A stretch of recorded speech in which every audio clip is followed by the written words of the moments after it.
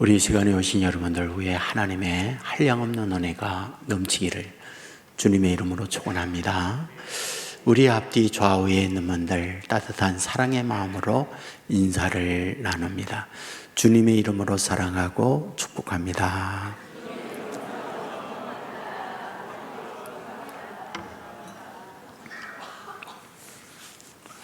네, 감사합니다. 시오니즘이라는 말을 많이 아시죠? 시오니즘이라는 말은 유대인들이 우리가 디아스포라로 흩어져 살고 있는데 하나님의 약속된 가나안, 그 이스라엘에 다시금 나라를 세워야겠다, 이런 운동을 시오니즘이라고 말을 합니다. 알고 있듯이 유대인들은 나라를 잃고 세계 방방곡곡에 디아스포라, 흩어진 유대인으로 살아가던 그들이었습니다. 그런데 늘 그들로 하여금 우리도 나라가 있으면 좋겠다라고 하는 소망을 갖고 있었지만은 여건이 그런 것을 허락하지 않았습니다. 그런데 그들로 하여금 시오니즘에 대한 열망을 더 갖게 만든 동기들이 있습니다. 우선은 1881년 러시아에 알렉산드로 2세 짜르가 있는데 그가 시해를 당합니다. 짜르라고 하는 말은 러시아 말 황제라고 하는 뜻입니다. 그 황제가 시해를 당하게 되었을 때 범인이 누구냐? 이 문제가 대두가 됐죠. 사람들은 이구동성으로 말하기 시작합니다. 유대인일 거야, 유대인일 거야. 그리하여 유대인을 죄인으로 내몰게 됩니다. 그때 굉장히 많은 유대인들이 러시아에서 탈출해요. 그 탈출했던 분들 상당수가 프랑스로 옮겨가게 됩니다. 무려 12만여 명의 유대인들이 프랑스로 이주를 하게 됩니다. 그것이 유대인들에 대한 안전과 또 프랑스 사람들이 유대인에 대하여 우호적인 생각을 갖고 있다, 유대인들은 판단을 갖게 된 거죠. 근데 실제 그곳에서 살다가 또 다른 위기를 만나게 되는데 독일의 한 대사관, 프랑스 대사관에 편지가 도착이 됐어요. 내용은 이렇습니다. 프랑스 내에 독일의 간첩이 침투되어 있다. 그리고 여러 가지 프랑스 내의 군 비밀을 그 간첩이 독일에 넘겨주었다. 프랑스는 발칵 뒤집혔죠. 도대체 어떤 인간이 간첩 활동을 하면서 군 정보를 넘겨주었을까? 여기에 유태인을 지목해요. 드레피스라고 하는 유태인인데 그는 프랑스 군대의 장교입니다. 그곳에서 군 생활을 잘 하던 그가 갑자기 간첩으로 내몰리게 돼요. 물론 그는 종신형을 받고 감옥에 처하게 됩니다. 근데 이런 것들을 취재하고 있던 기자가 있었어요. 이름이 헤르첼이라고 하는 기자입니다. 그는 역시 유대인인데 국적이 오스트리아 사람이에요. 그리고 프랑스에 파견이 돼서 특파원으로 활동을 하고 있는데 이런 것들을 수집하고 기자가 그런 정보를 수집을 하면서 깨달았어요. 아, 음모구나. 유대인인 그가 간첩 활동을 한 게 아니로구나. 사실은 누명을 쓰고 유대인인 그가 죄인이 되어서 종신형을 받았던 거죠.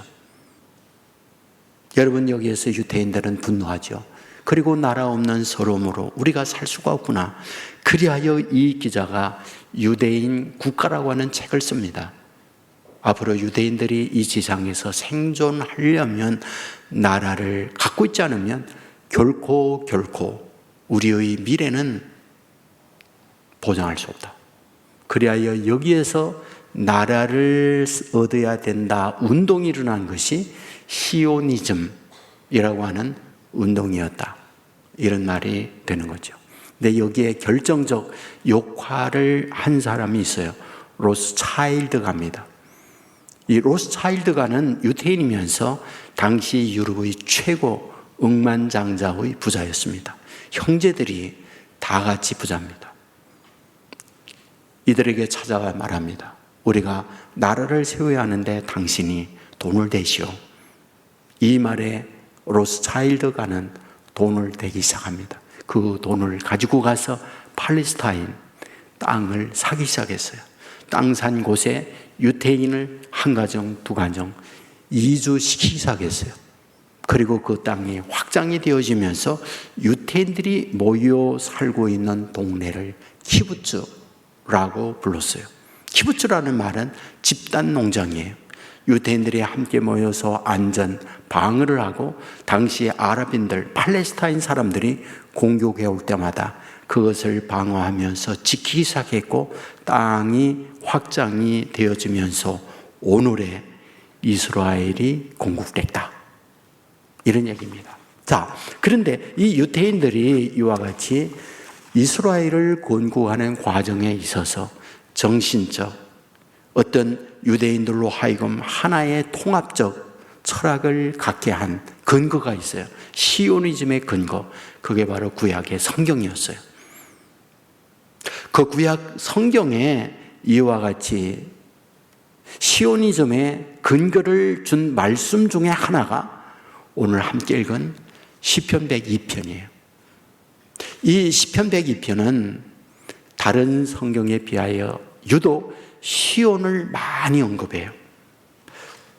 13장에 보면, 13절에 보면 주께서 일어나사 시온을 긍휼히 여기시리니, 14절에 보면 주의 종들이 시온의 돌들을 즐거워하며, 16절에 보면 여호와께서 시온을 건설하시고, 21절에 보면 여호와의 이름을 시온에서 말하고 있죠.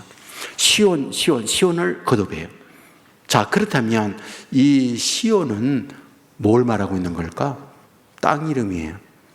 땅 이름이 처음 성경에 등장하고 있는 것, 그것이 사무엘하 5장 7절입니다. 다윗이 시온 산성을 빼앗았으니 이는 다윗 성이더라, 이렇게 기록해요. 다윗이 왕이 되고 난 이후에 영토 확장을 해 갈 때에 시온 산성을 공격해서 그 땅을 차지합니다. 그리고 땅 차지할 때 그 이름을 다윗성이라고 부르게 되죠. 어디에 있을까? 예루살렘 근처에 자그마한 산을 뜻하고 있어요. 근데 이것이 신약으로 오면서 역시 이 시온이 반복되죠.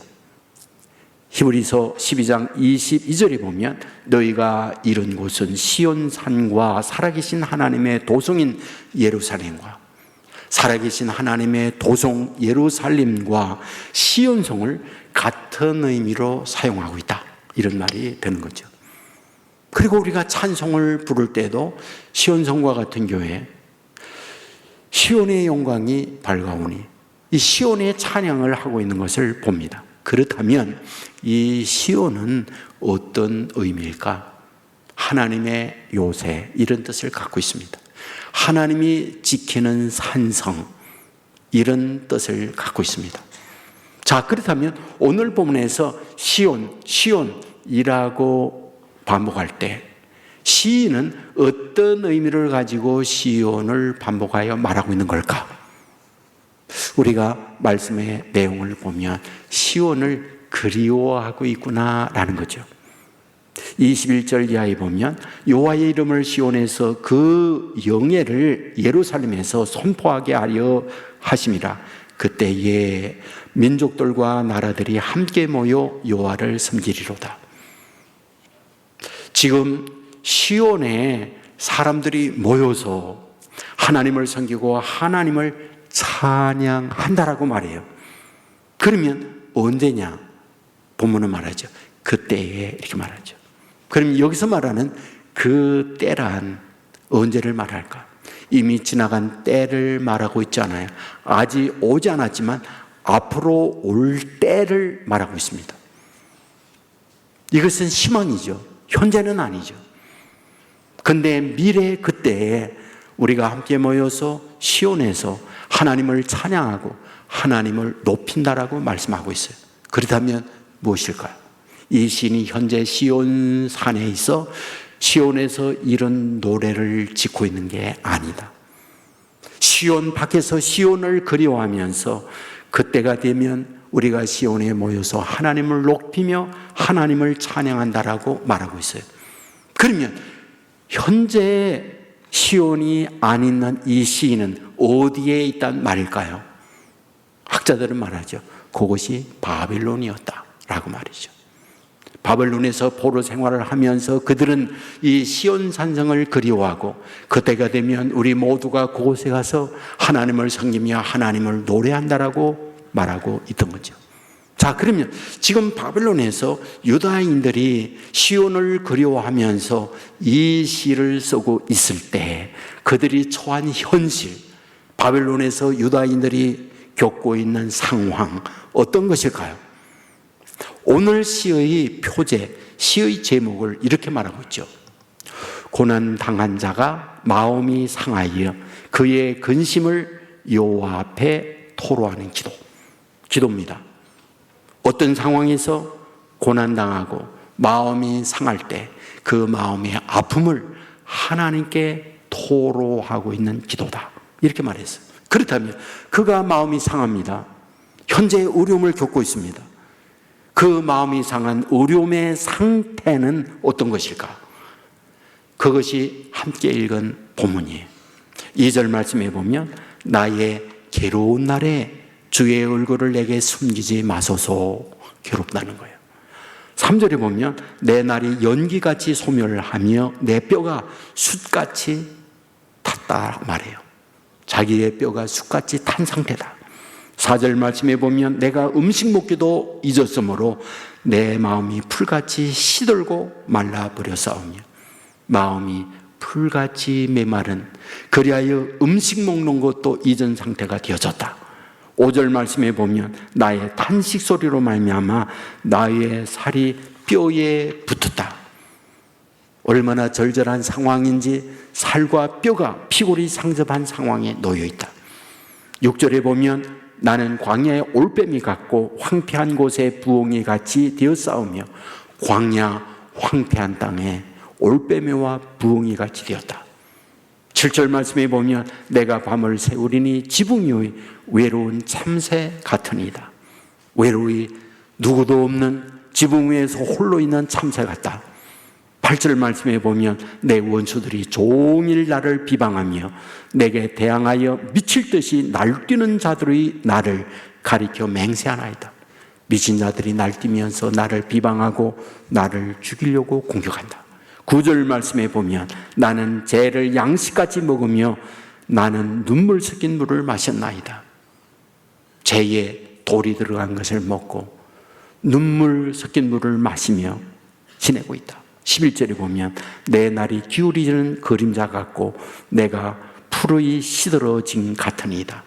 메마른 풀, 그것이 내 인생의 모습이다. 이것을 조금 더 쉽게 유진 피터슨 목사님이 메시지 성경에서 이렇게 번역해 놓았어요.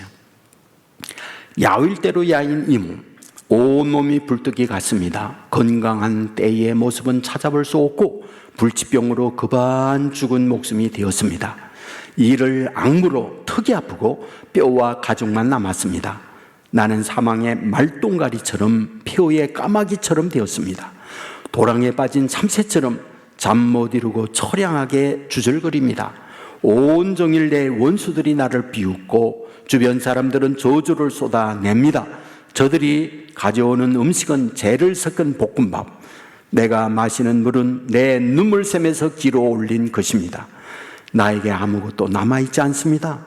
나는 길바닥에 쓸려 없어질 마른 잡초일 뿐입니다. 그러니까 자기의 현실을 이와 같이 리얼하게 표현하고 있구나, 이런 말이죠. 한마디로 인간의 최악의 비참한 상황에 놓여 있다, 이것을 말씀을 하고 있는 거죠. 바로 그런 상황이 바벨론의 현실이었다, 이런 말이죠. 그래서 그 바벨론에서 그들이 거는 기대에 시온으로 가고 싶다, 시온의 희망을 갖고 이 시를 쓰고 있다, 이 말이 되는 거죠. 여러분, 제가 블라디보스톡에 가서 우리 고려인들이 얼마나 비참한 환경에 있는가 하는 이야기를 들은 이야기 했잖아요. 여러분, 그때의 1930년대에 18만여 명이 중앙아시아로 끌려갔다고 했어요. 그 기차역에 현장에 가보았거든요. KTX와 같은 좋은 고급 열차에 안전한 여행을 하기 위해 떠난 게 아니에요. 진 열차, 석탄 같은 거 싣는 거 있잖아요. 거기다가 사람을 짐짝처럼 실었어요. 그리고 밖에서 열시장 갔어요. 문 못 열도록. 그리고 2달여간을 중앙아시아를 향해서 갔어요. 그 안에서 소대변 다 하고요, 그 안에서 무려 3만 명의 사람이 죽었대요. 그리고 내린 곳이 어디냐? 황량한 벌판, 사람이 살지 못하는 그냥 벌판이에요. 그곳에 쓰레기 버리듯 버렸어요. 집이 없어요. 그들은 그때 겨울을 나기 위해 땅굴을 팠어요. 그 땅 아래에서 버텨냈어요. 얘기해요. 그 시기에 태어난 아이들 1살부터 2살까지 모두 다 죽었다는 거예요. 살 수가 없으니까. 무슨 말입니까? 나라 없는 서름이에요. 우크라이나와 러시아 전쟁하잖아요. 그 전쟁 소식을 들려옵니다. 러시아인들이 우크라이나 땅 공격했을 때 그 처참한 환경들 뉴스를 통해 졌잖아요. 파괴되죠. 고문당하죠. 여자분들 성폭행 당하죠. 여러분, 나라 잃으면 비참해집니다. 비참해져요. 우리나라 똑같아요. 국민들 정신 차려야 됩니다. 정신 차려야 돼요. 이 나라 무너지면 온전한 우리의 자녀 못 삽니다. 그걸 알아야 돼요. 우리의 처절한 안타까운 이 마음을, 이건 놓지 않으면 안 됩니다. 지금 유다인들이 바벨론에 가서 상황이 이 지경이 된 거예요. 여러분, 묻는 거죠. 유대인 누굽니까? 선민이에요. 누굽니까? 하나님이 그들을 불러낸 백성이에요. 하나님 어디 가셨어요? 하나님 뭐 하십니까? 하나님의 선택한 하나님의 자녀인데 하나님은 그때 뭘 하고 계십니까? 여러분, 우리가 말씀에 기록은 하지 않지만 그들을 그곳에 보내고 나서 고소하다 이놈들 박수치는 하나님 결코 아닙니다. 저는 부모로서 우리의 자녀들의 안타까운 사정 앞에 눈물 흘리고 그 절절한 아픔의 현장에 저들은 많이 보았어요. 아들 둘이가 있는데 하나들 가출하고 동생도 가출하고, 아버지는 믿지 않고 믿지 않는 그 어머니 집사님께서 그 아이들을 찾기 위하여 밤새, 하루가 아니라 일주일이 아니라 한 달씩 여기저기 방황하고 눈물을 흘리고 탄식하고 좌절하고, 저는 그것을 옆에서 봤어요. 중학교 3학년 때 3명의 단짝이 있었어요. 2명은 원하는 명문 고등학교에 갔습니다. 그러나 한 아이가 친구들과 함께 명문고에 가지 못했어요. 일반 고등학교에 가면서 이 아이가 무너져 내렸어요. 그리고 상처를 입고 소위 히코모리, 언둔형 아이가 된 거예요. 여러분, 늘 자기 방에 나오지 않고 친구들과 만남이 뜸해졌고 게임에 빠지고, 그럴 때에 눈물을 흘리는 그 어머니, 아버지 저는 보았어요. 여러분, 우리의 자녀들을 향하여 우리가 이런 마음을 가질 때 하나님께서 하나님의 자녀들을 향하여 갖는 하나님의 심정이 뭐겠습니까? 성경은 말하죠. 설령 너의 어미가 너의 자녀를 잊을지라도 나는 결코 너의 자녀를 잊지 않는다. 이것이 하나님께서 우리를 향한 말씀 아닌가요? 자, 그렇다면 어찌하여 하나님의 자녀들로 하여금 그 고통의 자리로 내몰고 있단 말입니까? 이유가 뭘까요? 하나님께서 그들로 고통하게 하니 하나님이 원하는 바인가요? 결코 아니죠. 하나님은 그들로 하여금 수술을 시키고 있는 거죠. 무슨 수술이요? 암덩어리를 제거하는 수술을 하고 있는 거죠. 무슨 암덩어리요? 죄의 암덩어리요. 여러분, 하나님은 그들로 하여금 암덩어리 수술을 하게 하면서 그곳에서 암덩어리 수술한 이후에 회복하여 다시금 시온으로 회복해 줄 것을 약속을 하고 있다고요. 그것이 구약의 여러 곳에서 말씀하고 있는 내용들이에요. 예레미야 16장 14절에 보면 이스라엘 자손을 애굽 땅에서 인도해 준 것처럼 내가 그 땅에서 너희들을 인도하여 시온으로 오게 하겠다 말씀을 해요. 이사야 54장 7절에 보면 내가 잠시 너를 버렸으나 큰 국률로 너를 모을 것이요 내가 넘치는 진노로 내 얼굴을 내게서 잠시 가렸으나 영원한 자비로 너를 국률이 여기시리라. 잠시 너희를 쳤어요. 하나 그저 친 것은 영원함이 아니다. 잠시 동안이다. 반드시 나의 긍휼로 너희들을 시온으로 돌아오게 한다. 이 말씀을 하고 있는 거죠. 곧 바벨론의 처절한 환경에 있을 때에 너희들 여기에서 있는 것이 영원함이 아니라 수술이 끝나면 회복되어 다시금 시온으로 간다. 이것을 약속하고 있다. 이 말씀이죠. 여러분, 하나님은 저와 여러분에게 동일합니다. 내가 너를 지명하여 불렀나니 너는 내 것이다. 너희들이 물 가운데 지날 때 물이 너희들을 음물하지 못한다. 불꽃이 너희들을 사르지 못한다.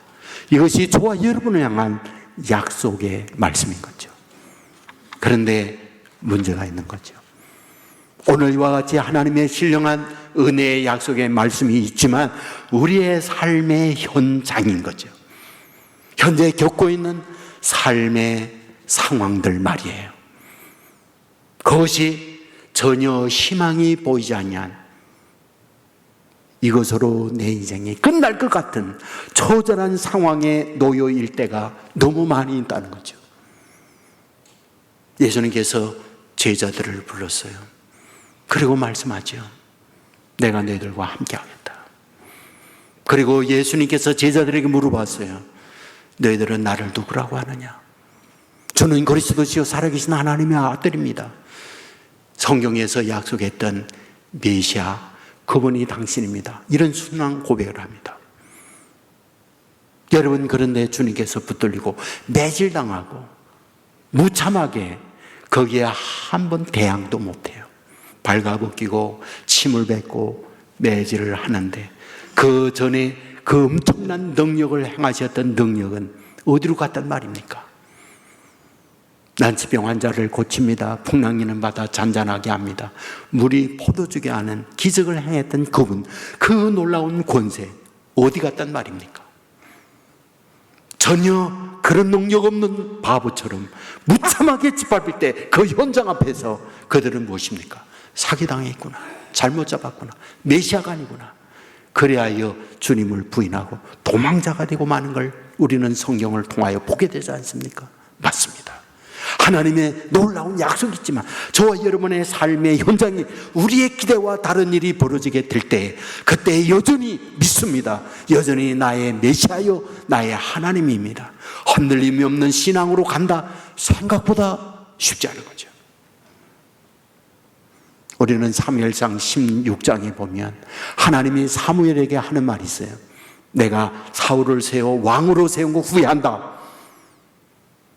너는 기름병에 기름을 준비하여 베들레헴 이새의 집에 가서 내가 준비한 사람에게 기름 부으라. 사무엘상 16장에 보면 말씀을 따라 사무엘이 유다 베들레헴에 가서 선을 보면서 이새의 막내 아들 다윗에게 기름 붓습니다. 무슨 말이에요? 사울 되어 왕이 되었다. 하나님이 지명하여 세운 하나님의 사람이다. 이 말이죠. 그런데 그 이후에 다윗에게 온 것은 무엇입니까?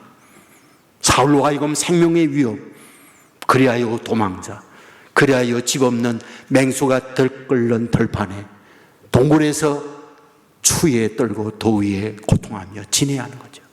전갈이 있습니다. 홀로 외로이 무서운 가운데 지내야 합니다. 이해할 수가 없죠.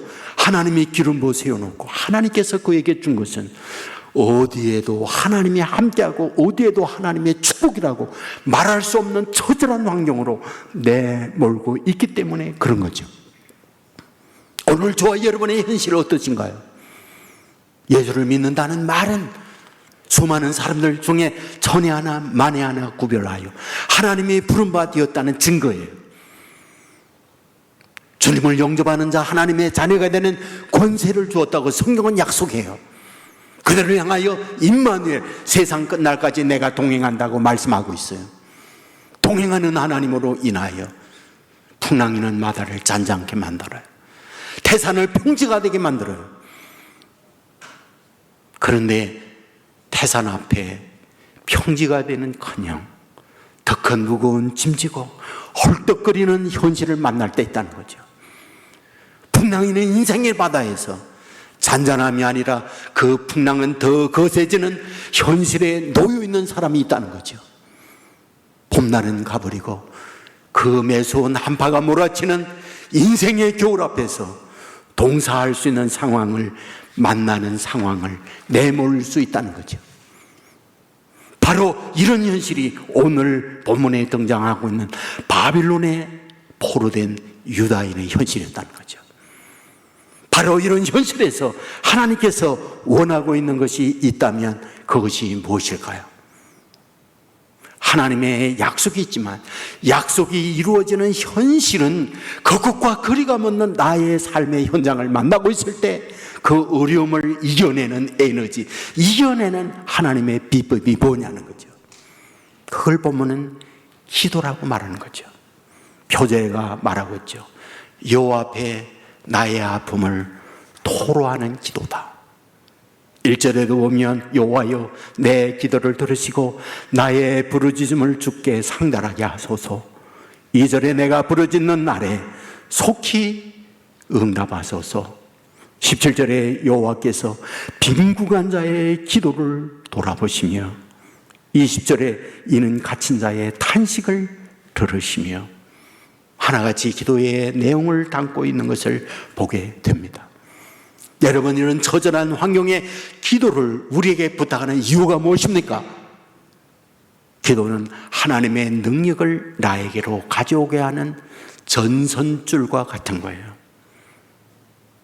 여러분, 현대를 사는 우리가 에너지 없이 살 수 없는 현실을 만나고 있잖아요. 여러분, 우리 새 교회가 지어졌어요. 여러분, 겨울에 따뜻하게 여기에 온풍이 잘 되도록 설치되어 있어요. 근데 두 가지 방법이에요. 하나는 위에서 더운 바람이 나오게 하고요. 하나는요, 이 바닥에 보일러를 깔았어요. 지금은 온풍기가 나오지 않고요, 바닥 보일러로만 따뜻하게 해놨어요. 모르죠? 저게 보일러 불이에요. 저게. 주일날 다음 주에 보지 마세요. 여러분, 우리가 영상을 봐요. 우리가 마이크를 통해서 소리를 듣고 있어요. 불이 들어와서 환하게 예배를 드리고 있어요. 에너지는 단 하나야, 전기요. 아래 전기 코일이 깔려 있고요. 전기로 해서 불이 들어오고 있고요. 전기로 해서 마이크가 나가고요. 전기로 해서 영상이 나가고요. 전기 하나 끊어지면 모든 게 다 끝나요. 여러분의 집도 똑같아요. 여러분의 집이 불이 있죠. 냉장고 있죠. TV 있죠. 휴대폰 있죠. 전기 끊어지면 끝나요. 여러분의 자동차, 전기 자동차, 전기 끊어지면 고물이에요. 인생 똑같아요. 에너지원을 공급받지 못하면 인생 끝납니다. 물론 육체를 위하여 에너지 공급원을 위하여 음식 먹어요. 그러나 사람이 뚝으로만 사는 게 아니잖아요. 여러분, 우리가 이 땅 위에 사는 날 동안 마음의 건강, 위기를 만날 때 위기를 돌파할 수 있는 에너지, 하늘로부터 에너지를 얻어야죠. 그 하늘로부터 오는 에너지를 공급받는 에너지 선이 무엇이냐? 성경은 말해요. 기도라고요. 기도의 선을 통하여 하나님과 연결될 때 하나님의 에너지가 저와 여러분에게 공급된다. 이것을 우리에게 말씀하고 있는 거죠. 성경은 이러한 내용의 증명들로 가득 차 있잖아요. 오순절날에 기도함으로 말미암아 성령이 그들에게 임하고 기도의 선을 통하여 하나님의 능력이 덧입혀지게 될 때 사도행전의 밖에 사도행전의 공갈 협벽 앞에 두려워 떨지 아니하고 가슴을 펴고 당당하게 하나님의 자녀로 승리하며 나갔던 걸 보게 되잖아요. 어디를 통해서? 기도의 선을 통하여 하나님의 능력이 임하고 있음을 우리에게 말씀하고 있잖아요. 사도행전 9장에 보면 한 아들이 귀신이 들렸어요. 예수님께 아버지가 데리고 옵니다. 그런데 예수님은 때마침 변화산에 기도하러 가셔서 계시지 않아요. 그곳에 있던 제자들이 그 귀신을 쫓기 위하여 온갖 방법을 다 동원하지만 귀신이 나가지 않아요. 때마침 변화산에서 내려왔을 때 아이의 아버지가 예수님께 달려오더니 혹시 당신이 내 아들을 위하여 무엇인가 할 수 있으면 도와주세요. 이 말을 들으던 예수님께서 그 유명한 말을 하잖아요. 할 수 있거든요. 무슨 말이냐. 믿는 자에게는 능치 못함이 없느니라. 그 말씀을 하잖아요. 그러자 아이의 아버지가 내가 믿습니다. 그러니까 예수님이 외치죠. 귀신아, 아이에게서 나가라. 그러자 아이가 귀신이 나가고 건강을 회복했다는 말씀이 있잖아요. 아이의 아버지는 아이를 데리고 갔어요. 예수님과 제자들은 조용한 곳에 그들끼리만 모였습니다. 제자들이 예수님께 묻지요. 선생님, 왜 우리는 안 된 거예요? 선생님이 하니까 되고요. 왜 우리는 못한 거예요? 그때 유명한 말을 하죠. 기도 외에는 이룬 유가 나가지 않는다. 기도 외에는 이룬 유가 나가지 않는다. 기도함으로 하나님과 연결될 때 에너지를 공급받고 하나님의 능력으로 그 일을 하는 거지. 기도 없이 하나님의 능력 덧입지 못하고 어찌 그 일을 하느냐라고 말씀하고 있잖아요. 여러분, 마태복음 26장에 보면 동일한 말씀을 예수님이 해요. 겟세마네 동산에 제자들과 함께 기도하러 가셨을 때 예수님께서 절절한 기도를 합니다. 땀이 핏방울이 되도록 기도를 하세요. 제자들에게 왔을 때 졸며 잡니다. 부탁해요. 시험에 들지 않도록 깨어 기도하라. 하지만 결국 계속 기도하지 못하고 잠자요. 결과가 무엇입니까? 시험에 들었죠. 결과가 무엇입니까? 그들은 예수님을 부인하고 예수님을 떠나는 결과를 낳고 있는 걸 보게 되지 않습니까? 여러분, 저와 여러분에게 하나님께서 원하는 바가 있습니다. 말씀을 주세요. 그 주신 말씀을 믿고 하나님과 연결된 기도를 하게 될 때에 말씀대로 되어지는 기적과 능력을 듣는 사람이 되어진다. 이것을 성경이 우리들에게 약속하고 있다. 이 사실 믿으시길 주의 이름으로 축원합니다. 그래서 우리가 말씀을 보잖아요. 우리에게 간절히 부탁하는 게 있습니다. 부탁이 무엇입니까? 우리가 야고보서 1장 6절에 보면 오직 믿음으로 구하고 조금도 의심하지 말라. 의심하는 자는 마치 바람에 밀려 요동하는 바다 물결 같으니 이런 사람은 무엇이든지 주께 얻기를 생각하지 말라. 믿음으로 구해라. 조금도 의심하지 마라. 의심은 바다 물결이 요동하는 것 같다. 그리고 의심의 기도는 하나님께 응답받으리라 기대하지 마라. 분명히 말해요. 마가복음 11장 23절 이하에 보면 누구든지 이 산들을 들려 바다에 던지라 하여 그 말하는 것이 이룰 줄 믿고 마음에 의심하지 아니하면 그대로 되리라. 그러므로 내가 너에게 말하노니 무엇이든지 기도하고 구하는 것은 받은 줄로 믿으라. 그리하면 너에게 그대로 되리라. 너희가 믿고 구하는 것은 그대로 되어진다. 이와 같이 말씀을 하고 있는 거죠. 여러분, 하나님께서 저와 여러분에게 동일하게 주어지는 말씀을 의심 없이 붙들고 믿고 나아가면 하나님이 약속을 하는 거예요. 믿는 대로 된다고요. 구하는 대로 응답되어진다고 말씀하고 있는 거예요. 근데 문제는 사탄이 저와 여러분에게 의심하도록 자꾸 만듭니다. 현실이 응답되어질 수 있는 상황이 아닌 쪽으로 몰아가요. 하나님이 계시면 이룰 수 있단 말일까? 이런 상황으로 내몰고 있는 거예요. 지금 시인이 이 시를 쓰고 있을 때 바벨론의 처절한 환경에 놓여 있습니다. 어디를 봐도 희망의 빛은 보이지 않아요. 그런데 이런 현실에 있을 때 하나님의 약속을 얘기합니다. 반드시 시온 회복한다. 시온으로 돌아온다. 그 대신에 너희가 흔들리지 않게 하여 하나님과 연결된 고리를 가져야 된다. 그것은 기도다. 기도는 하나님의 능력을 너에게 가져오는 전선과 같다고 말씀합니다. 그 대신에 너희가 의심하면 안 된다라고 하는 부분을 말씀하고 있는 거예요. 여러분, 의심 없이 하나님께서 주시는 말씀을 믿고 하나님 앞에 간구할 때 이 시대에도 동일하게 전능한 능력 저와 여러분에게 임하여 그 능력으로 험한 세상을 이기게 만든다, 승리하게 만든다 믿으시기를 주의 이름으로 축원합니다. 여러분, 우리가 말씀을 보면 이런 말씀의 내용들 굉장히 많이 있잖아요. 마태복음 8장에 보면 예수님께서 가버나움에 가십니다. 그때에 한 백부장이 예수님께 와요. 그리고 예수님께 말합니다. 내 아이니 병들었습니다. 고쳐주십시오. 그럴 때 예수님이 말씀해, 그래, 너희 집에 가자. 그래서 백부장이 말하죠. 내 집에 오는 것을 나는 감당하지 못합니다. 그냥 말씀만 하십시오. 그러면 내 아이니 나을 줄 믿습니다. 나에게도 부하가 있습니다. 그 부하들에게 가. 그러면 가고요. 와라. 그러면 옵니다. 그러므로 여기서 선생님의 말씀만 하여도 내 하인이 나을 줄 믿습니다.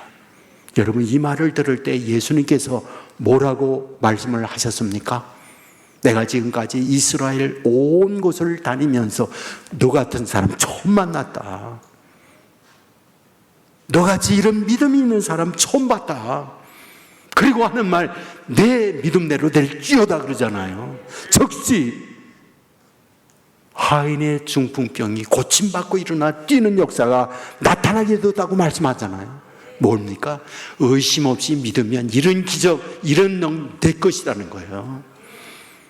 누가복음 5장에 보면 예수님이 이른 새벽에 게네사렛 호숫가에 가요. 어부들이 밤새도록 고기를 잡다가 이제 정리를 하고 집에 돌아가려고 할 때 누구의 배? 시몬의 배에 가죠. 묻죠. 잡은 것이 있느냐? 없습니다. 그러면 깊은 데에 그물을 내리라고 해요. 그러자 그때 시몬이 하는 말, 밤이 맞도록 잡은 것이 없지만은 말씀에 의지하여 그물을 내리리다. 그리하여 그물을 내렸더니 어째요? 그물이 찢어질 정도로 많이 잡혔다. 자기 배에 만선, 남은 것 때문에 자기의 친구 배를 오라 하여 2배에 가득 잠기는 기적을 경험했다 말씀하고 있잖아요. 뭘 뜻합니까?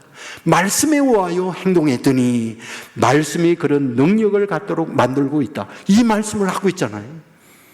오늘 본문의 이 시인은 하나님께서 주시는 약속의 말씀을 믿고 하나님 앞에 기도함으로 말미암아 70년이 되어졌을 때 그들은 약속대로 시온의 회복, 그곳으로 귀환을 하여 하나님께 찬양하는 역사가 나타나게 하는 것을 그들은 보고 있는 거잖아요. 여러분, 에스겔 36장에 보면 역시 바빌론으로 회복, 그곳에서 시온성으로 돌아갈 것에 대한 약속을 해요. 그런데 그때 굉장히 중요한 말을 하잖아요. 뭐라고요? 너희가 이와 같이 약속을 하지만 그 약속이 너의 것이 되기 위하여 기도해야 된다. 기도하지 아니하고 약속된 것이 이루어지지 않는다. 그 얘기를 하잖아요. 예수님께서 제자들에게 말해요. 몇 날이 못 돼요. 너희들에게 위로부터 능력이 비온다. 여러분, 이 피울 때까지 뭐라고요? 사모하며 기도하라는 거예요. 그리하여 그 말씀을 믿고 오순절날에 하나님 앞에 기도하고 간구하게 될 때 하나님은 영역 불의 혀에 갈라진 것 같이 그들에게 충만히 임했다고 말씀하고 있잖아요. 오늘 저와 여러분이 이 시대에 살 때에 주어져 있는 현실이 바벨론에 포로되어 고통하고 있는 것과 같은 상황에 놓여 있는 분 있어요. 원하지 않는 질병이죠. 난치병입니다. 여러분의 자녀, 여러분의 기대에 어긋난 눈물 나게 하는 자녀들이 있고요. 현실이 정말로 그 어디에도 희망이 보이지 않는 상황에 놓여 있는 분들이 있어요. 하나님께서 이 같은 저와 여러분을 향하여 말씀하는 게 있다고요. 뭐예요? 내가 반드시 복주고 복주리라. 번성하고 번성하게 하리라. 약속을 하고 있잖아요. 근데 문제는 그런 기미가 보이지 않는 거죠. 바로 이런 현실에 있을 때 저와 여러분에게 에너지 공급받고 좌절하지 않고 낙심하지 않고 일어나야 되는데 그것이 기도의 전선이다. 기도의 전기줄을 통하여 연결하면 하나님의 능력이 저와 여러분에게 임한다고 약속하는 거죠. 이런 약속의 말씀을 믿고 기도를 통하여 하나님의 능력을 덧입는 저와 여러분 되기를 주의 이름으로 축원합니다. 저는 목회하면서요, 시종 간절한 기도의 제목이 있습니다. 하나님, 제가 목회할 때 제 힘으로 목회하지 않게 해주십시오. 하나님의 능력으로, 하나님의 힘으로 이 사역을 감당하게 해주십시오. 전 정말 지금까지 변함없는 기도의 제목이 이 기도예요. 근데 어느 날 또다시 이와 같이 하나님 앞에 기도하는데 하나님의 능력을 덧입어야 되잖아요. 하나님께서 어떤 그 에너지 자원, 영화나 만화 같은 데 보면 어떤 손으로 쫙 되면 전기불이 쫙 하고 뭐 오는 거 있잖아요. 그런 걸로 하나님의 능력이 입히시면 할렐루야 아니에요? 근데 그거 없는 거예요. 근데 하나님 앞에 기도하는데 하나님께서 저에게 말씀해요. 두 가지 방법으로 하나님의 능력을 너에게 입힌다는 거예요. 첫째로는 말씀이라고 그러더라고요. 내가 말씀을 주었다. 이 말씀이 능력이라고 그러더라고요. 여러분, 이 말씀 안에서 하나님을 만나잖아요. 그러면 그 말씀으로 에너지 공급을 해요. 저는 많이 정말 경험합니다. 이 말씀이 얼마나 위로되고 얼마나 용기가 되는지 몰라요. 두 번째 말씀이에요. 자연이나 사건이 그것을 통하여 하나님을 만나는 도구라고 얘기해요. 그 자연 속에 하나님을 만나는 거라는 거예요. 사건 속에 하나님을 만나게 하는 거라는 거예요. 여러분이 여러분의 살면서 어떤 자연 속에 하나님이 나에게 말씀하는구나, 그 경험들 있는 분 많을 거예요. 어떤 사건을 내가 경험하면서 이때 하나님이 이렇게 개입했구나, 그거를 감정적으로 고백할 수 있는 분 많을 거예요. 그런 것들이 우리가 영의 눈을 갖잖아요. 그것이 보이지 않고 들리지 않던 것, 그게 보이고 들려져요. 우리가 그런 것들을 경험받게 되어지면 우리가 신나요. 힘의 공급을 받아요. 어렵고 힘든 세상을 하나님과 만나는 하나님의 에너지로 질병도 떠나가고 가정의 문제도 해결되어지고 어둠은 밝음으로 바뀌어지고 앞서가며 인도하시는 하나님의 인도를 받음으로 믿음 안에서 사는 것이 이런 복된 축복이구나, 이런 간증과 고백을 저와 여러분이 다 할 수 있다. 이런 은혜가 저와 여러분 가운데 넘치기를 주의 이름으로 축원합니다. 우리 모두 자리에서 일어나겠습니다.